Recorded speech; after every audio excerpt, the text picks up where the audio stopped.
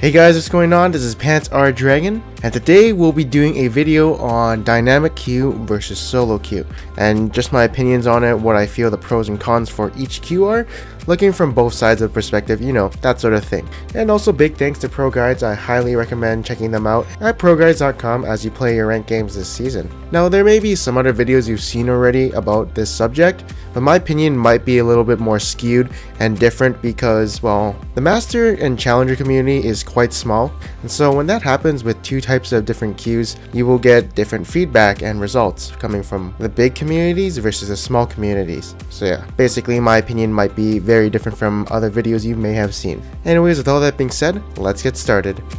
So first off, we're going to be doing the pros of dynamic queue. And the first pro is you can play ranked with more than just one friend. So say you don't have 4 friends to play with, okay, let's go play dynamic queue with, 3 friends. And playing with your friends is a really good experience, especially if you're all really into the game. That's why they have sports community clubs like soccer and football and all that. It's a good way to bond with your friends, or well, break the bond with your friends. Either way, playing with your friends is usually a good thing. Next up, people in Champion Select, at least in the lower elos, seem to be a little bit less toxic, since people are getting their role and are happy.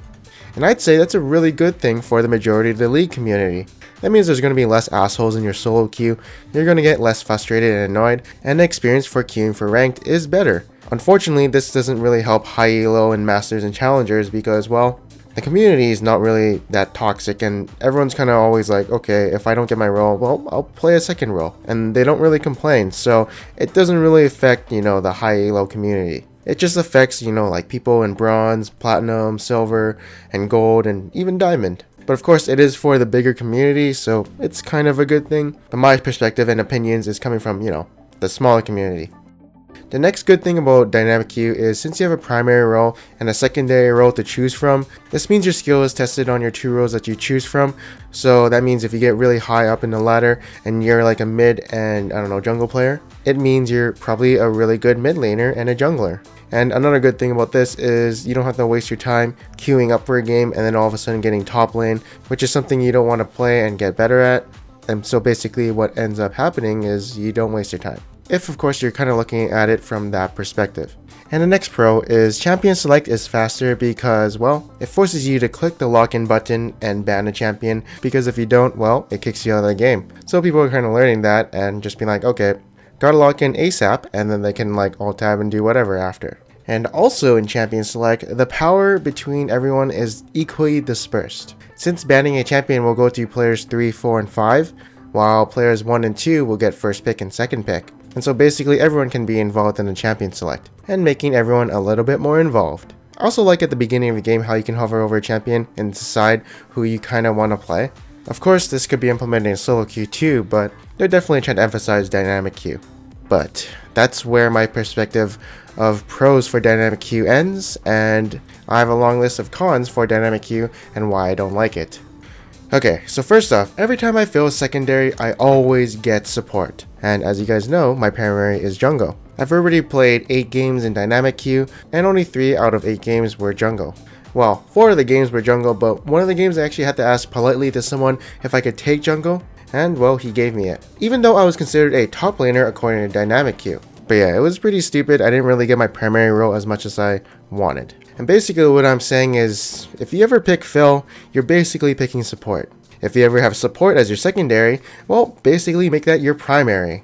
And support is my secondary role, as, well, most of you guys know, if you have been watching my videos or stream, of course. And I'm actually pretty upset when a Season 5 Diamond player or Master player does get the jungle before I do. It'd be all good if there was an equal chance, but there's not really an equal chance because I either pick support or Phil, and then, well, it's basically skewed. And the thing is, if I don't actually pick Phil or support as my secondary, queue times, usually 8 minutes, sometimes 20 minutes, but without it, 11 minutes, 30 minutes maybe. And in general, dynamic queues will increase queue times for the higher elo community because there's not a lot of people in it. And as dynamic queue is trying to find these roles for people who pick their primary and secondary, obviously, times are going to be so much more. So yeah, big con of dynamic queue are the queue times. If this were solo queue, it would take around 5 minutes depending on the time of the day. Like, I'm not waiting 20 minutes just to get plus 10 LP. I'd rather wait 5 minutes to get my 10 LP. and I'm fine playing whatever role and not getting my role. So yeah, queue time's big con. And next con, the removal of ranked 5s. Hey, I like making my team called Team Jizz, but now there's no identity in teams and it's just a bunch of friends playing together. Okay, well, that's basically what ranked 5s is, but no more teams, man. That kinda sucks. Not a big con, but for the next con, this one I really dislike. I can't AFK for the majority of Champion Select. I don't really care if I'm involved too much in a Champion Select or not, but it was just way easier when one guy had to do the bans and then we would just pick our champion. I'd much rather AFK for the majority of the Champion Select, and then just pick my champion, runes and masteries, and I'm good to go. The lock-in requirement is also somewhat annoying, because sometimes you, at the last second, will want to change your champion, and then while hovering your champion you want to pick, you also can be doing your masteries and runes at that time, which is usually what happens when people hover a champion.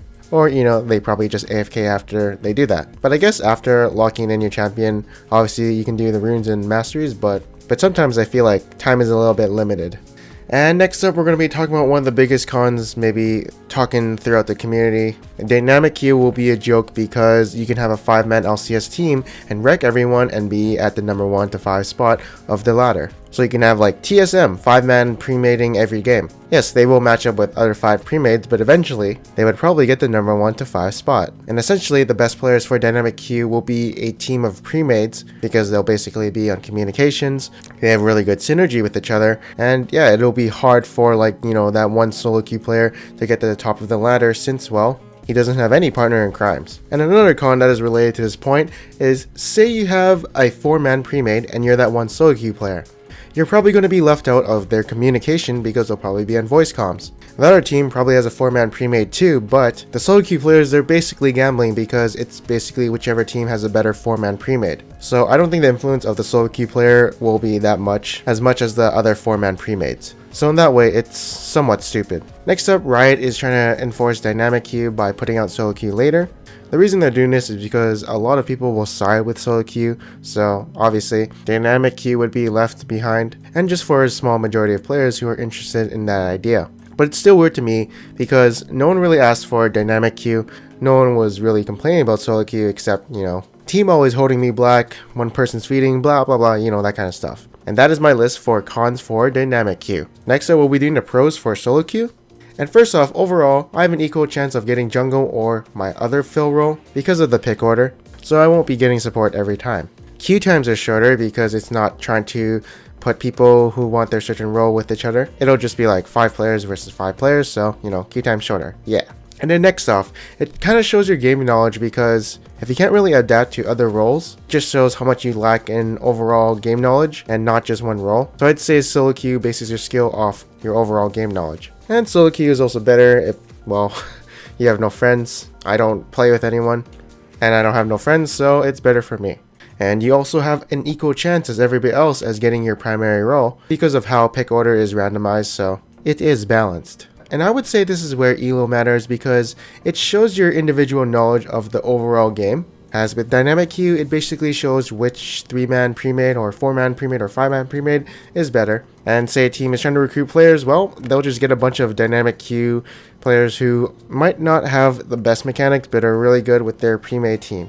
Although, of course, solo queue, there are cons about it. First off, champion select can be a little bit toxic because people aren't getting their roles. That will only happen in like bronze to platinum, even diamond. But usually no one will complain in, you know, master and challenger and diamond 1. The next con is you can't play with 2 or more friends. That kind of sucks. But at least you can have a duo queue partner, and their influence on the game is not as much as the 3 other people. Unless, of course, they're smurfs and they can basically carry the game. But the next con is that season wards are going to be more tendered to the dynamic queue instead of solo queue, because Riot wants people to play dynamic queue instead of solo queue.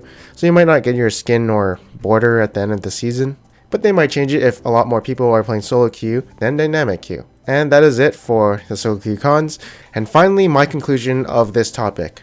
So basically, no one wants to wait 20 minutes to play a game of League of Legends. I'm against dynamic queue because, well, that's basically the biggest reason is I don't want to wait. I'm fine waiting 10 minutes, but for 20 minutes, like every game, I can't do that, man. Like the queue times would be shorter if there were 10,000 challenger and master players. But, you know, sadly there can only be 200 challenger players and a few master players, like less than 1,000. so this is really bad for the high elo community. Although I do like the idea of 3 people queuing because they do have a big influence on the game, but the 2 other people definitely can make an impact on the game as well. But a 4-person pre-made with 1 solo queue player, that solo queue player is basically gambling on the fact of which 4-man pre-made is better. And honestly, I feel like no one really asked for a dynamic queue, to be honest. Maybe a little small majority of the people, but I think everyone was fine with solo queue. Like, apparently in Heroes of the Storm, people didn't want it, and it was a big letdown.